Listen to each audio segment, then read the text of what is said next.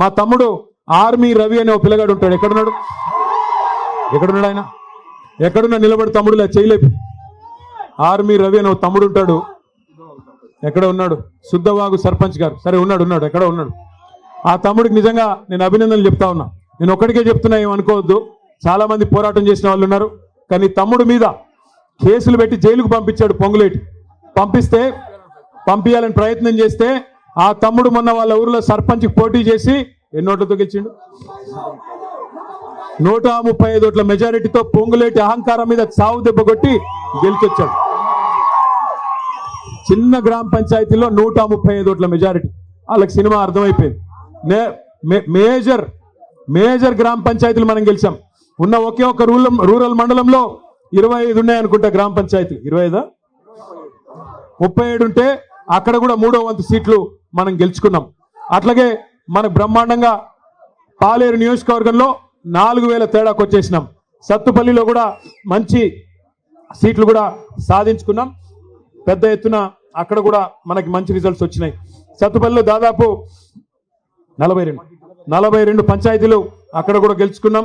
కొద్దిగా వైరాలు తక్కువ వచ్చినాయి, అక్కడ కూడా ఇంప్రూవ్ చేసుకుందాం. మదిరిలో కూడా ఇంకా ఇంప్రూవ్మెంట్కి స్కోప్ ఉంది. మరి రేపు తొందరలోనే మున్సిపాలిటీ కూడా రాబోతా ఉంది.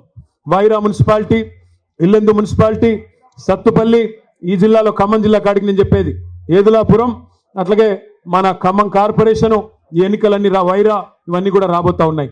నేను గెలిచి వచ్చిన సర్పంచ్లకు కూడా నేను ఒకటే కోరుతా ఉన్నా, మీరెవరికి భయపడే పని లేదు. తెలుసు ఇక్కడంతా గూండారాజ్యం నడుస్తుంది ఖమ్మం జిల్లాలో.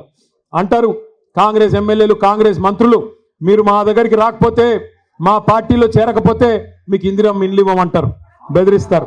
మీకు నిధులు ఇవ్వం. అరవకరా నాయన, ఆగు. నువ్వు చెప్పేది నేను చెప్తున్నా. నిధులు ఇవ్వమని బెదిరిస్తారు. నేను మీ అందరికి ఒకటే విజ్ఞప్తి చేస్తా ఉన్నా, మనకి ఎవ్వడి మెహర్బానీ అవసరం లేదు. మీకు రక్షణగా గెలిచిన సర్పంచ్లకి మీకు రక్షణగా ఉండేది డాక్టర్ బాబాసాహెబ్ అంబేద్కర్ రాసిన రాజ్యాంగమే మీకు రక్షణ అనే మాట నేను విజ్ఞప్తి చేస్తా ఉన్నా. రాజ్యాంగంలో అంబేద్కర్ గారు స్పష్టంగా రాశారు, భారతదేశంలో 5 అంచెల్లో ప్రభుత్వాలు ఉంటాయి.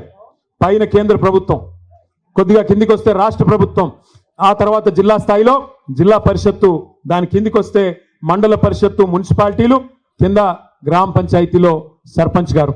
గ్రామ పంచాయతీ సర్పంచ్ పవర్ ఏంటి అంటే, రాష్ట్రానికి ముఖ్యమంత్రి ఎట్లానో అట్లాగే గ్రామ పంచాయతీకి సర్పంచ్ కూడా అదే పవర్ ఉంటుంది.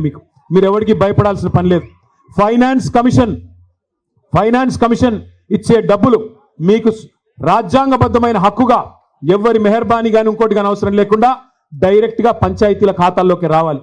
₹1 ఫైనాన్స్ కమిషన్ డబ్బులు విడుదలైతే అందులో 85% డైరెక్ట్గా గ్రామ పంచాయతీ అకౌంట్లోకి వస్తాయి. ఒక 10% మీకు మండల పరిషత్ అకౌంట్లోకి, 5% జిల్లా పరిషత్ అకౌంట్లోకి వస్తాయి. అట్లా ₹1 సద్వినియోగం కావాలి. కేసీఆర్ గారి ప్రభుత్వం ఉన్నప్పుడు ₹1 ఫైనాన్స్ కమిషన్ వాళ్ళు రిలీజ్ చేస్తే మరొక ₹1 మనం రాష్ట్ర ప్రభుత్వం నుండి రిలీజ్ చేసి పల్లె ప్రగతి అనే కార్యక్రమానికి శ్రీకారం చుట్టి నెల టంచన్గా డబ్బులు ఇచ్చేవాళ్ళం.